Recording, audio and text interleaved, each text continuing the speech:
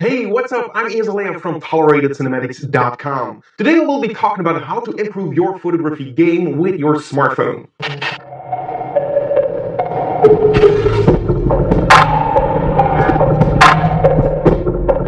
Smartphones are becoming better and better at making photos and are extremely handy because they are so compact and you can carry them around all the time. So whenever you feel like making a picture, you can. Of course, there's still a big difference when it comes to real cameras making pictures, but sometimes you can barely tell the difference. So let's talk on how to make some awesome pictures with your smartphone so you can post some amazing photos of your journeys online. By the way, if you're interested in following my photography or behind the scenes, definitely follow me on Instagram at Ines Alea. Alright, so tip number 1 for making better photos. The smartphone comes with a standard lens, and depending on the phone, you might have a decent quality lens or a bad quality lens. I, for example, have the Samsung S8 Plus, which is absolutely amazing in making photos for a smartphone. It's incredible. But if you try to vary some kind of lenses that you can find online to improve your photo styles, for example, I have these lenses from Camkix, which you can check out with a link in the description. They're actually really inexpensive and amazing. It comes with a new case for your phone where you can mount your lenses too. They have a lot of variation when it comes to smartphone cases for different phones.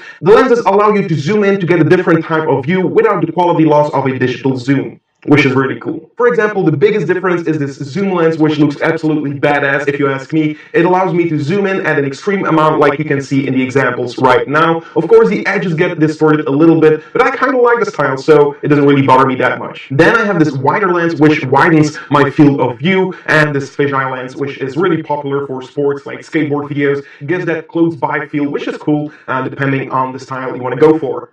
Alright, so tip number 2, try to shoot RAW in professional mode if your smartphone allows it. For this, you will need some knowledge on how a camera actually works because the professional mode or app that you will be using for more manual settings is comparable to the settings of a real camera. So you will have to know what ISO, aperture, and shutter means before using these settings, of course.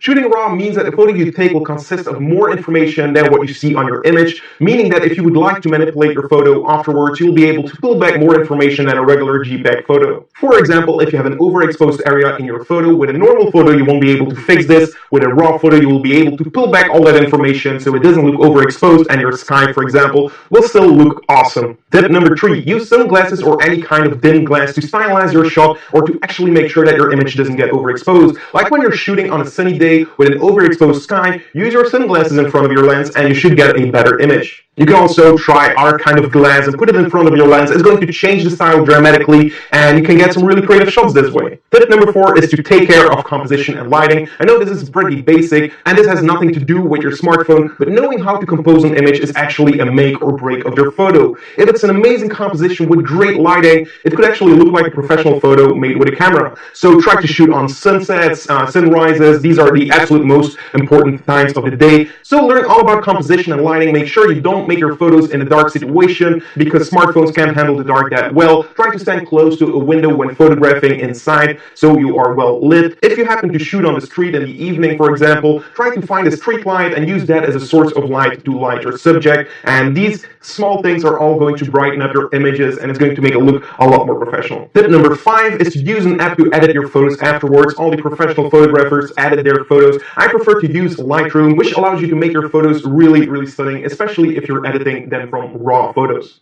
Alright, so that's it on how to improve your photography game using only your smartphone. I hope you enjoyed this video. If you did, give this video a like. Also, check out our website. We have a bunch to offer. Links will be in the description. And apart from that, I hope to see you in the next one, and goodbye.